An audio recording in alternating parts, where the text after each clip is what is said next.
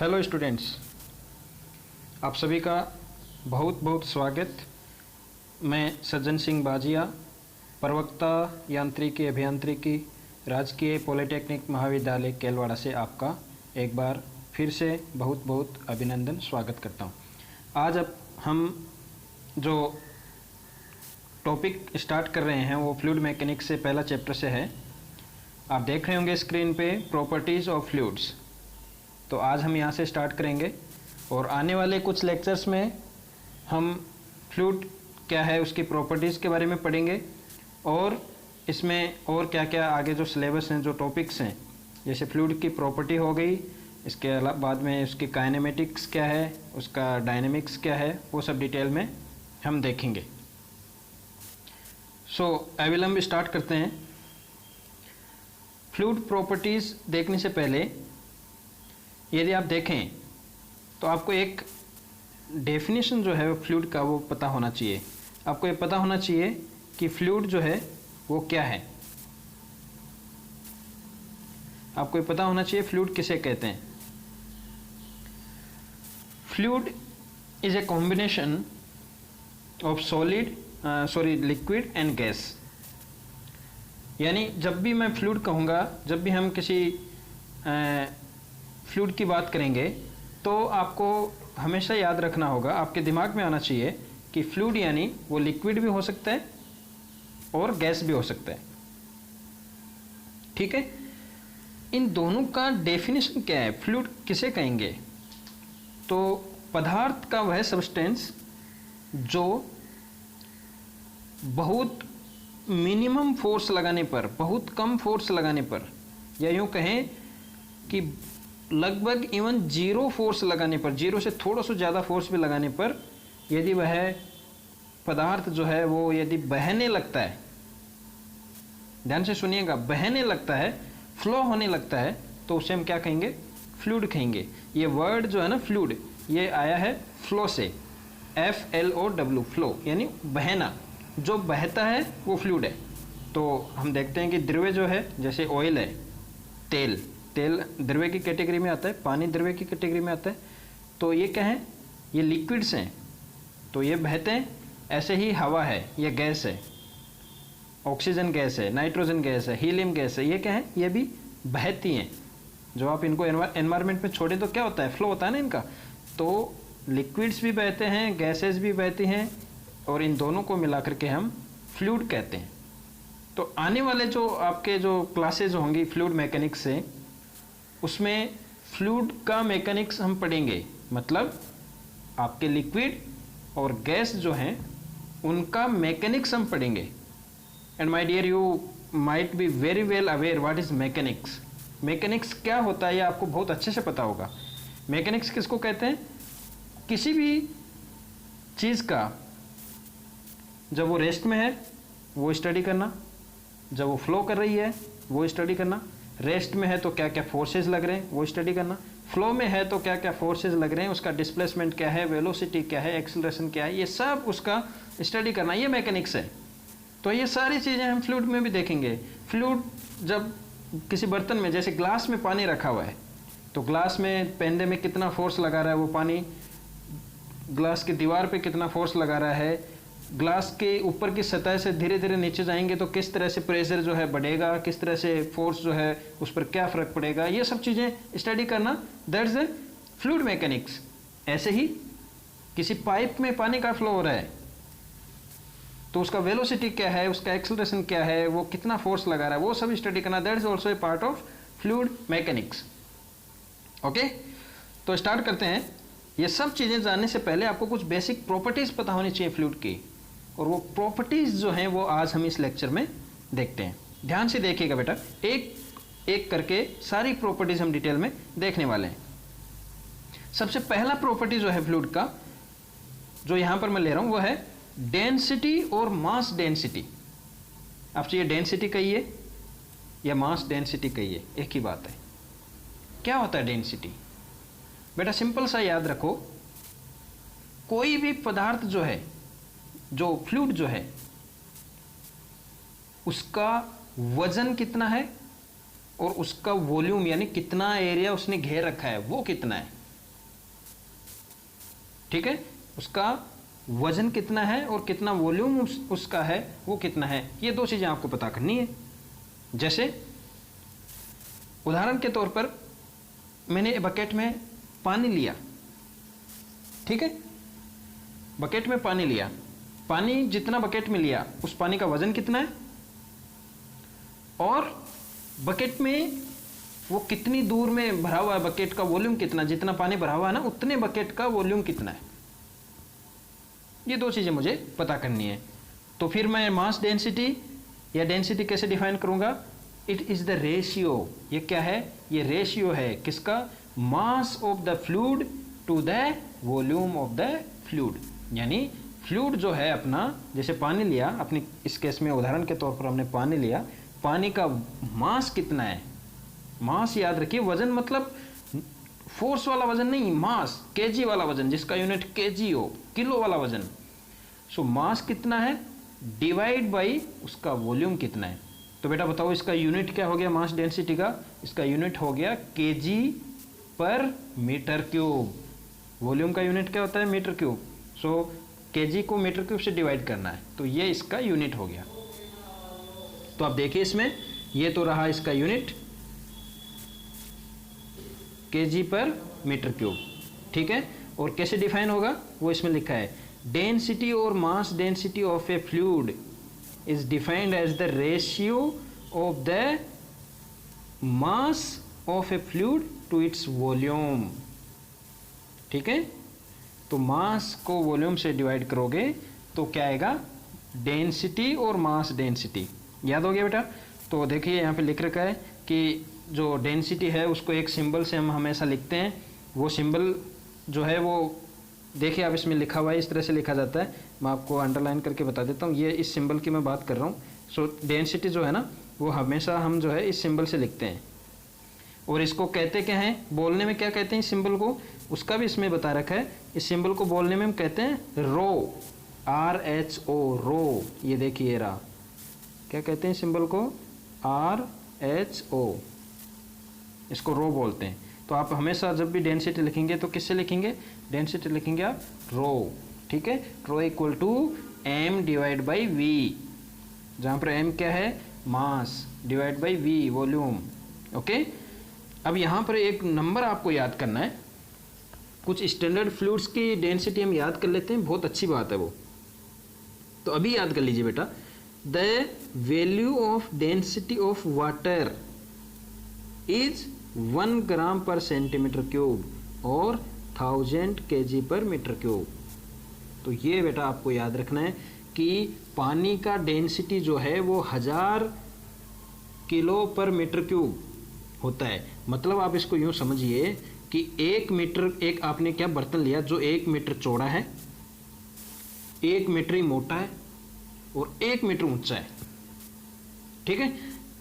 आपने क्या किया, एक चौकूंटा आपने एक बर्तन लिया है जिसका पेंदा जो है ना वो 1 मीटर चौड़ा है इधर से और 1 मीटर मोटा उस तरफ दूसरी तरफ है, और उसकी ऊंचाई कितनी है, वो भी 1 मीटर है। तो अब इसका वॉल्यूम क्या हो गया, 1 metre into 1 metre into 1 metre, यानी 1 मीटर क्यूब, ठीक है। तो ये वॉल्यूम जो है वो तो हो गया 1। तो ऊपर मास कितना हो गया बेटा, ऊपर मास पानी के केस में ऊपर मास कितना हो गया, 1000 किलो। मतलब इस तरह के बर्तन में आप कितना पानी भर सकते हैं, 1000 किलो पानी आप इसमें भर सकते हैं। किस तरह के बर्तन में, जिस बर्तन का वॉल्यूम क्या हो, 1 metre into 1 metre into 1 metre, ठीक है। तो बेटा आपको याद रखना है पानी की डेंसिटी कितनी है, 1000 kg पर मीटर क्यूब, याद रहेगा। और एक और मैं यहाँ पे बता देता हूँ, ऐसे ही हवा का डेंसिटी कितना है, वो है 1.23 kg पर मीटर क्यूब। याद रखो बेटा, ये नंबर जो है ना ये याद रखो आप, क्या है 1.23, किसके केस में, एयर, हवा के केस में। पानी के केस में ये कितना है नंबर, ये नंबर पानी के केस में है 1000। तो ये दो स्टैंडर्ड डेंसिटी तो एटलीस्ट हम याद कर ही सकते हैं। एक और बता देता हूँ, एक और याद करनी चाहिए हमको, वो है मरकरी। मरकरी का होता है बेटा 13,000, लगभग बता रहा हूँ 13,650 यूनिट वही है अपना केजी पर मीटर क्यूब। कितना होता है 13,650। ठीक है, तो अब आपको याद रखना है हवा 1.23, मतलब जो आपने पहले एक बर्तन लिया था ना जिसका जो 1 मीटर चौड़ा था 1 मीटर मोटा था और उसकी ऊंचाई भी 1 मीटर थी, उस बर्तन में कितनी हवा आप भर सकते हैं 1.23 किलो।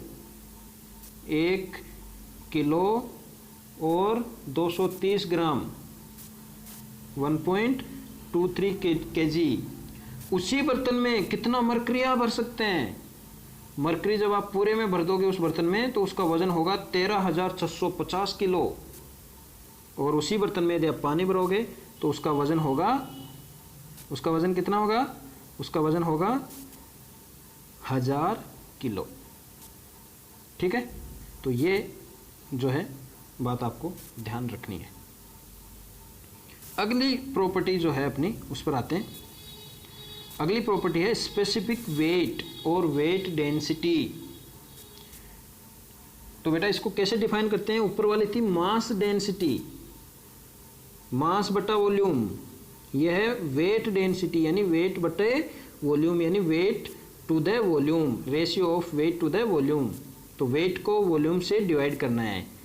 तो पहले वाले केस में मास को वॉल्यूम से डिवाइड कर रहे थे, यहाँ पे वेट को वॉल्यूम से डिवाइड करना है। मतलब वॉल्यूम तो हमको पता ही है, पहले भी निकाल लिया था, यहाँ भी निकाल वही काम में आ जाएगा। बस मास की जगह वेट लेना है।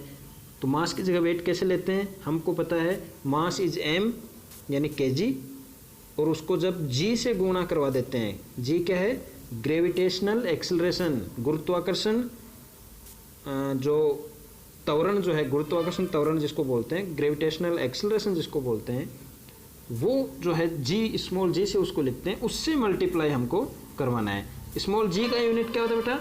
मीटर पर सेकंड स्क्वायर। ठीक है, तो उससे जो है उसको गुणा हमको करवाना है। तो आप देखिए इसमें वही लिखा है इन्होंने, मास इंटू जी, क्या हो गया? Weight divide by volume. तो इसको लिखेंगे रो जी से। ठीक है, तो अब आप मेरे को बता सकते हैं पानी के लिए वेट डेंसिटी कितनी होगी?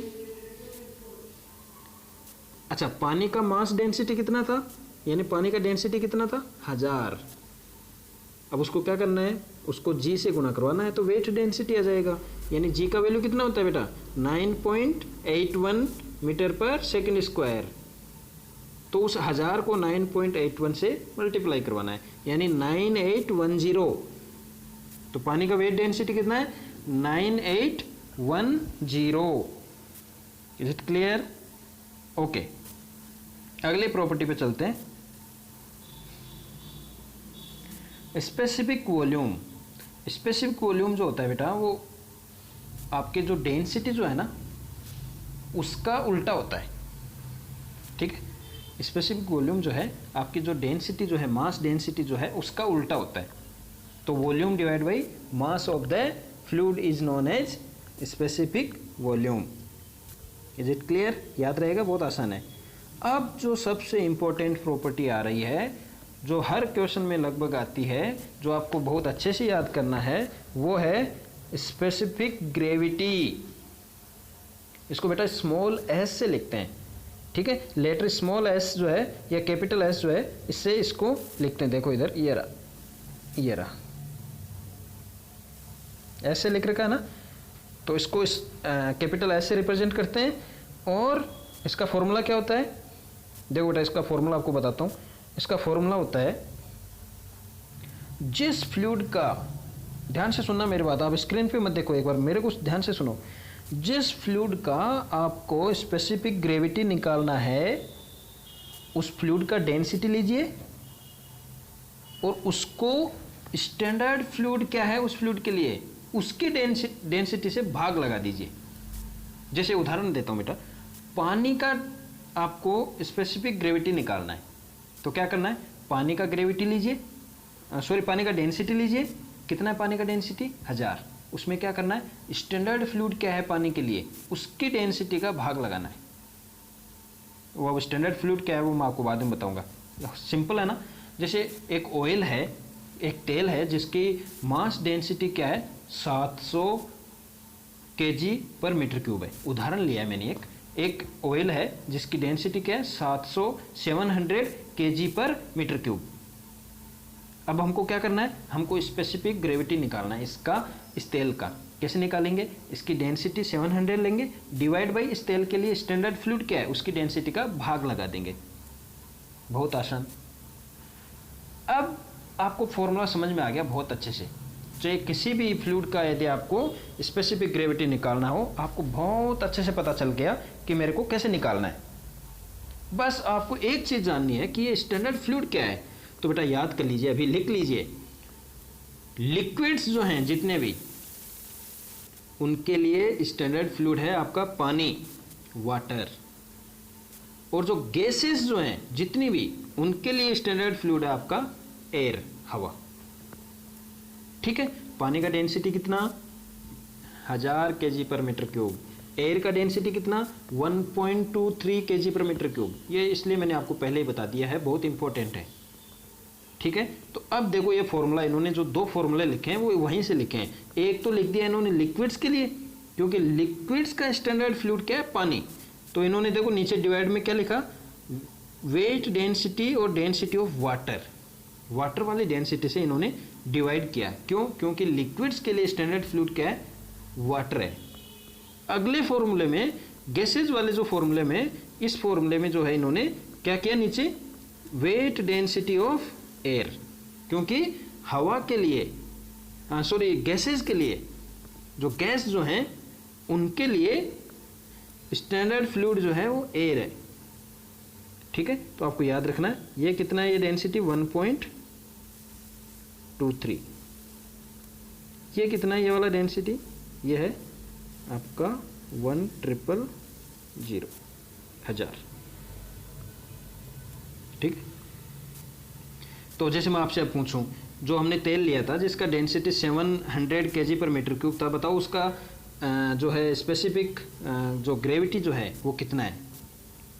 तो आप पता करोगे, ओके ऑयल है, ऑयल है मतलब इसके लिए स्टैंडर्ड फ्लूइड क्या है, वाटर है। तो 700 को 1000 से डिवाइड करना है, खत्म, 0.7।